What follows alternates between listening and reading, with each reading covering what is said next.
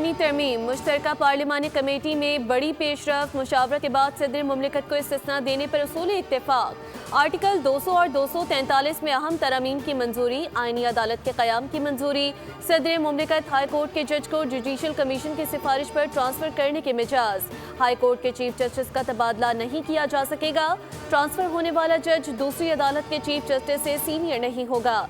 MKM की बल्दियाती नुमाइंदों को fund से मुतालिक तरमीम पर इत्तेफाक। हुकूमती इत्तेहादी जमातों की जानिब से 3 मजीद तरमीम पेश की गई। खैबर पख्तूनख्वा के नाम से खैबर हटाकर पख्तूनख्वा रखने की तजवीज़। वज़ीर कानून आज़म नज़ीर तारड़ की शुरा को तफसीली ब्रीफिंग।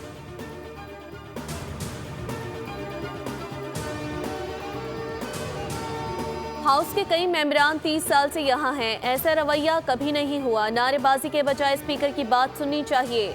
नायब वज़ीर आज़म इसहाक डार का सेनेट से खिताब। कहा कि मीसाक जमहूरियत में भी आईनी अदालत का जिक्र है।